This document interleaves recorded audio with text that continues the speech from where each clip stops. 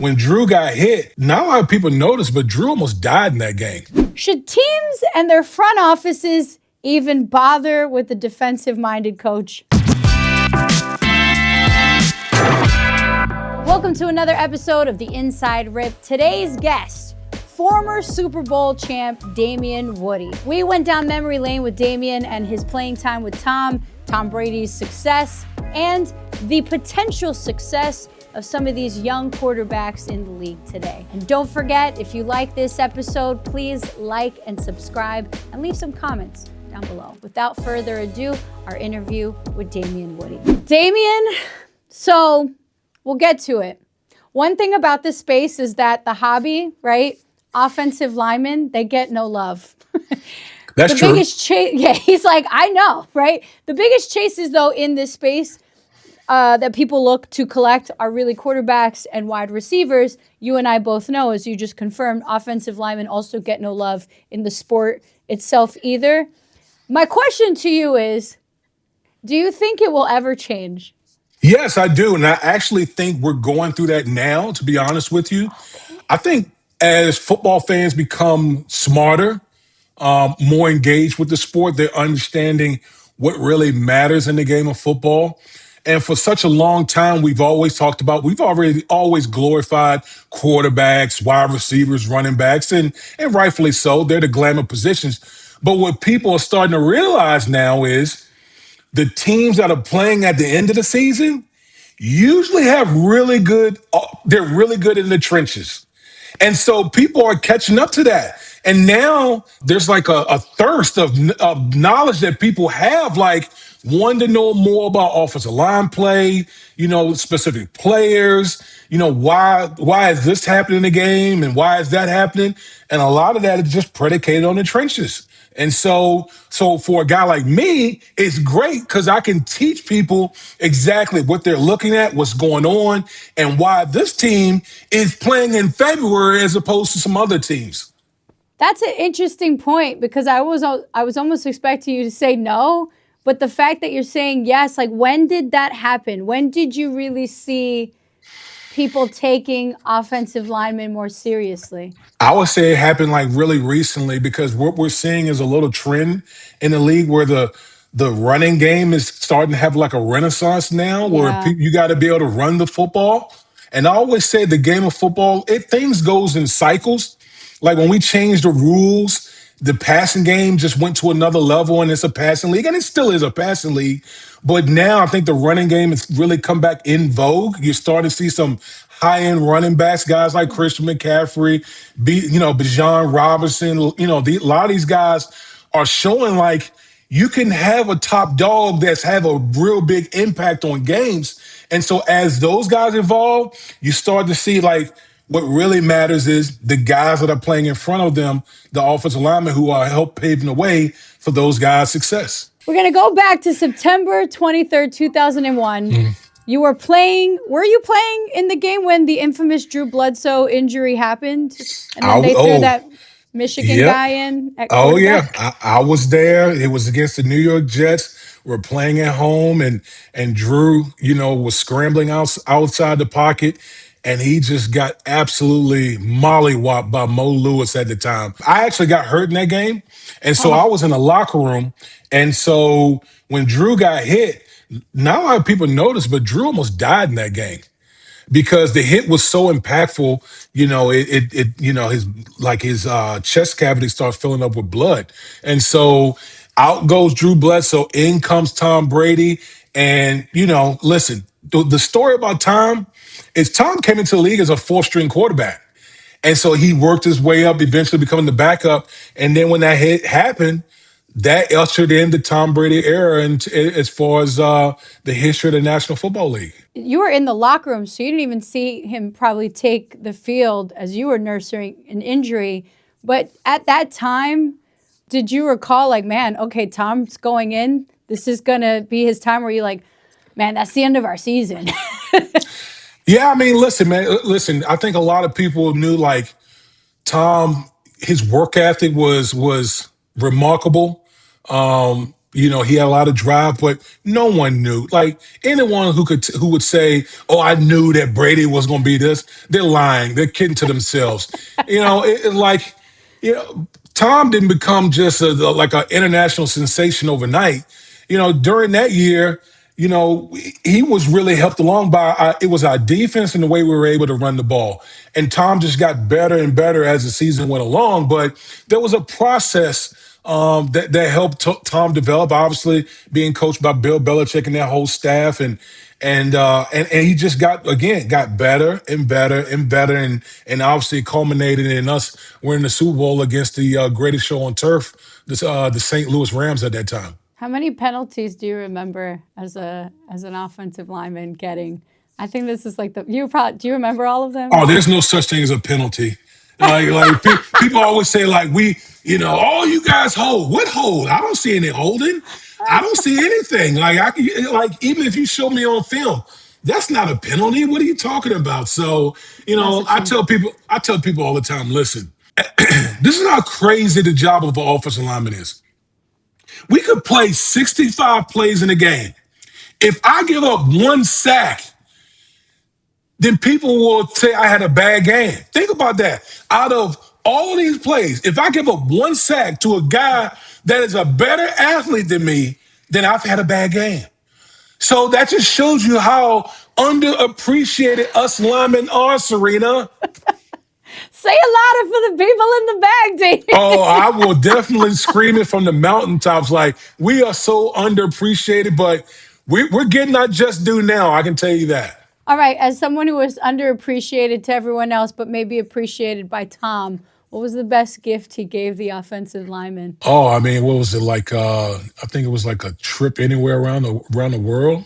I think that's what it was. That's cool. Yeah, like two tickets. So listen, I was young in the league too. I was only a year ahead of Tom. So to have something like that early on in my career, that was pretty cool, man. So listen, yeah, I like when quarterbacks do it right, man. When quarterbacks do it right, the offensive linemen we always going to show love. Was there ever like a conversation that stood out to you? Not really. I mean, Tom was always like one of us. Like we used to have like on Thursdays. On Thursdays, we used to, as offensive line, we used to go to like this like barbecue spot around not far down the street from the stadium. And we used to drink, and Tom used to come over there, and Tom would like out drink us and stuff like that. Like we would play those type of games, but he always like ingratiated himself with us linemen. That's how you knew, like, okay, this dude is smart. Like this dude is smart. Like he knows where his bread is buttered at with the big boys up front. He knew, like, okay, if I want to be taken care of, I need to take care of my big boys up front. He did that. There was no question about it. Shifting, and speaking of Super Bowls, I guess we're still on topic, but the last 10 Super Bowl champions, they were all led by offensive-minded head coaches, with the one exception, your former head coach, Bill Belichick. But in today's era, Damien, tell me, should teams and their front offices even bother with the defensive-minded coach? Absolutely, because to me, it's not about or who's an offensive minded or defensive minded. Who's the best leader of men? Okay. You can't, like, that to me is the most important thing, because as a coach, you're a CEO. Like, you're responsible for the whole thing. And so as a person who's leading the organization, it's your job to go out there and hire the best staff, number one. But more importantly, it's your job to set the culture and set the expectations for the whole team. So it doesn't matter if you're an offensive guy or defensive guy. Like, you have to basically get guys to buy into what you're selling. And so every great coach I've ever been a part of, they've done a phenomenal job of having their guys buy in to what they were selling. You can understand, like, even outside of the handful of Super Bowls, but like Sean McVay, offensive-minded head coach, Kyle Shanahan, Ben Johnson, and the success he's having, offensive-minded head coach. The triangle of the GM, the head coach, and the quarterback, that magic is something that is special. And then, I mean, to call it out, Josh Allen failing with Sean McDermott, a defensive-minded head coach. Does Josh need an offensive-minded coach so that we do not fail him? Well, listen. I think the whole Buffalo situation is a little bit more layered.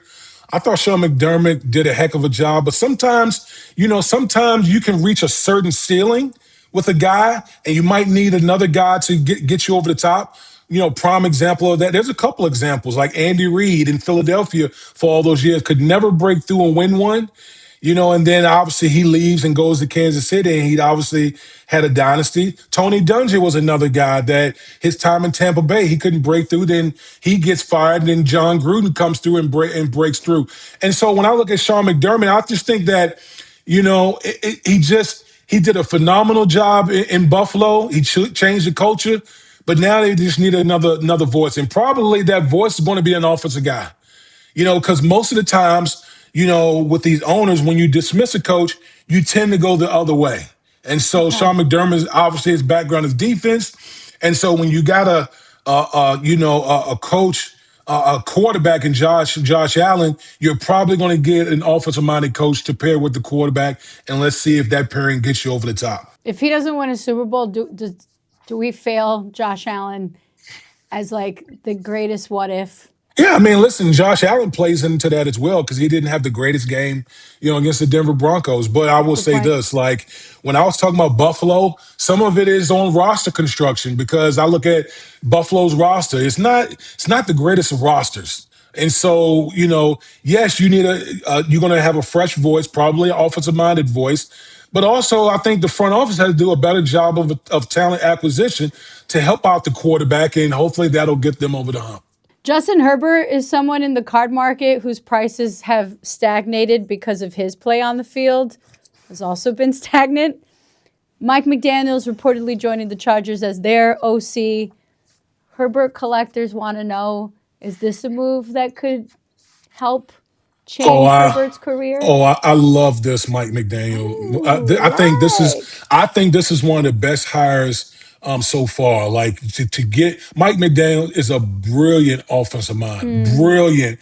And when you got a quarterback, it's funny because the quarterback that he had, they were in the same class together, Tua and Justin Herbert. So he goes from one guy who was the fifth pick to another guy who was the sixth pick. And so, he's going to be working with Justin Herbert. And listen, see, now we're going to have a full circle moment. Remember we were talking about offensive line, right?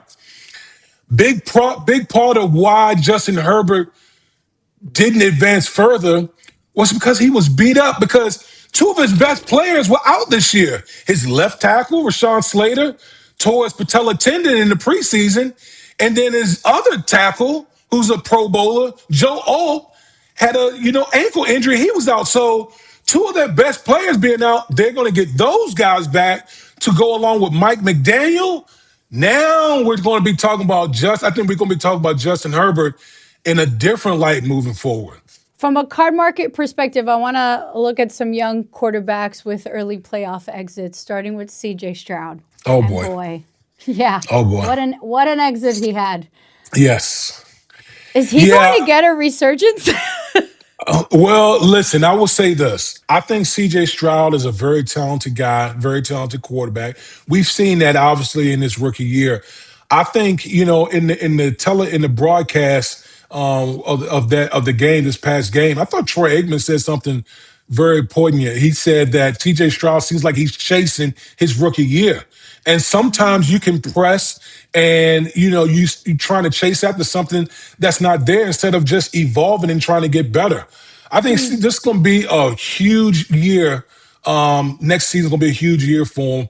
I think it's going to either break one way or the other. Either he gets better or he's going to keep reverting back like we saw in the playoffs where people are going to start saying, is CJ Stroud a bust? After coming out of the gate so fast. So I think it's going to be very important this offseason and this next season is going to be very, very important for CJ Stroud. I mean, this might sound harsh, but I'd love to just get what does your gut tell you? Is this the last time we see him play meaningful football? My gut tells me he bounces back. Okay. That's what my gut tells me. I think, in this last game, there was no Nico Collins, their best wide receiver. Right. If you remember, last the last playoff game, they lost their other receiver, Tank Dell, who had a horrific injury. I think they'll get him back. And then they got some young wide receivers who got valuable playing time. So when you add it all up, I think CJ Stroud is going to have a lot of ammunition, a lot of guys to throw the ball to. So let's see what he can do. I tend to think he's going to bounce back, but it's going to be a big year for him, no doubt. I mean, look, there's a trend in the NFL. We're kind of touching on it a ton, but like QBs enter the league, they're on the top of the world. We're obsessed with them. They overperform, partially because none of these defenses are ready for them. And then they take a huge dip. And it's surprising how quickly we forget about them, i.e., Jaden Daniels, CJ Stroud, Trevor Lawrence, Jackson Dart for a week. I mean, we could go back a little bit, Kyler Murray. What would you say to one of these QBs who are succeeding right now and haven't experienced failure like a Drake May for them to sustain long-term success and credibility?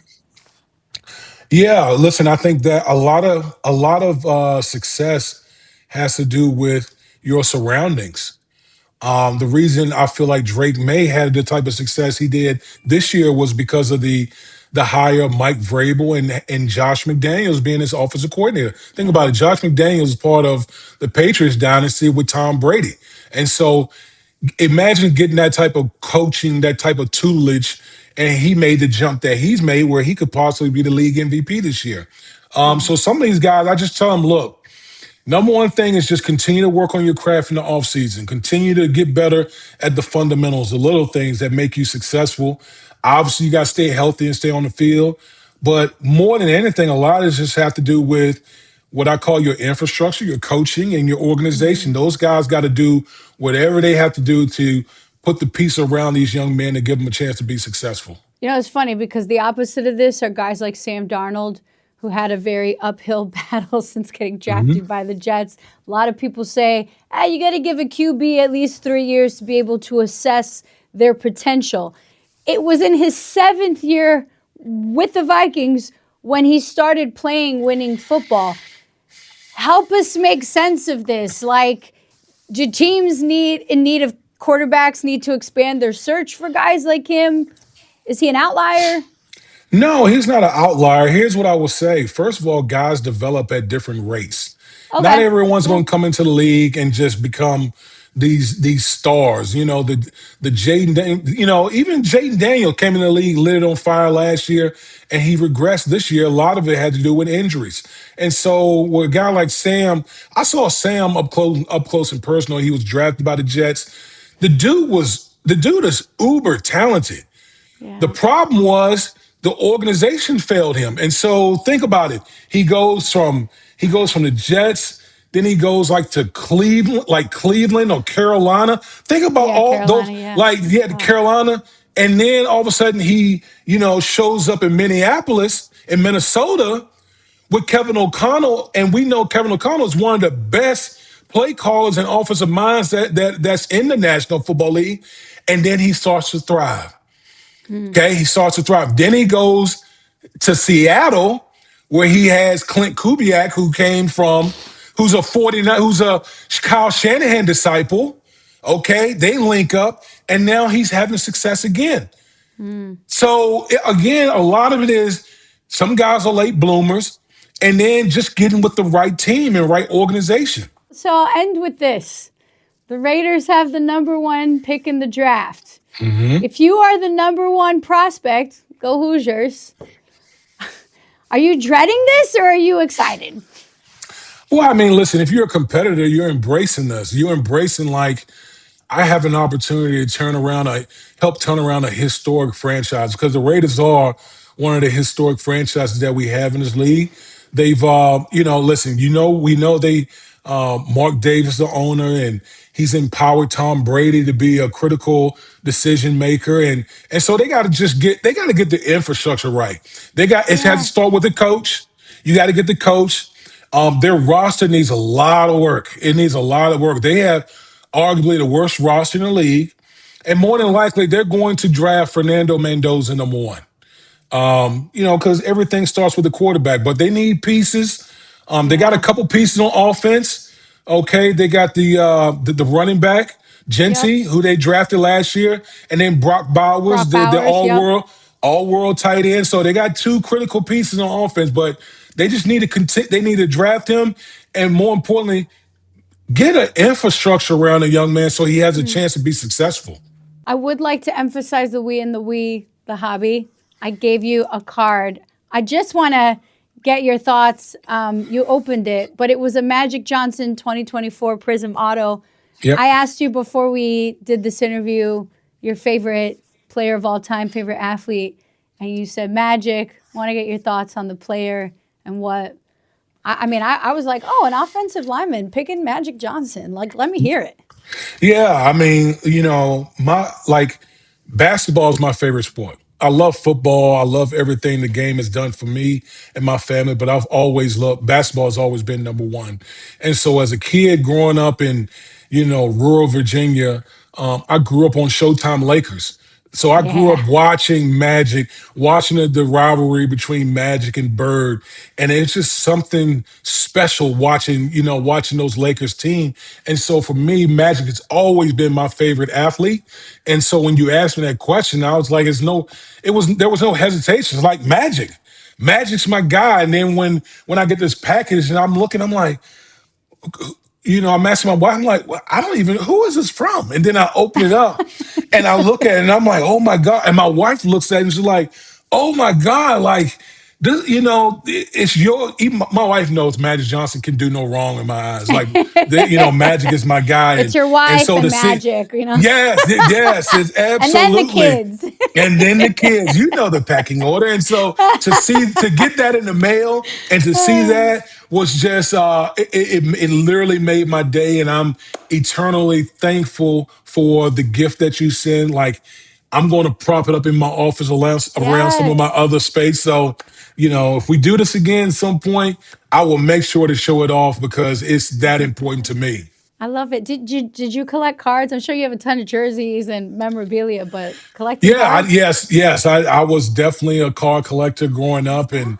and so that was always like a fun hobby of mine That's to be able to cool. collect a lot of stuff, especially like baseball. Like I grew up collecting a lot of baseball cards, and so yeah, I just I gave it to my youngest son because Oh. he's really big into that. Oh, lovely. We'll bring him on next time. I hear this guy Yeah, Shohei Otani is pretty good if you want to yeah, collect he's a card from okay. him. Yeah, he's okay. Oh man, Damien, thank you so much. I really appreciate your time, and I'm looking forward to talk to you soon. Oh, anytime, my friend. This has been a blast.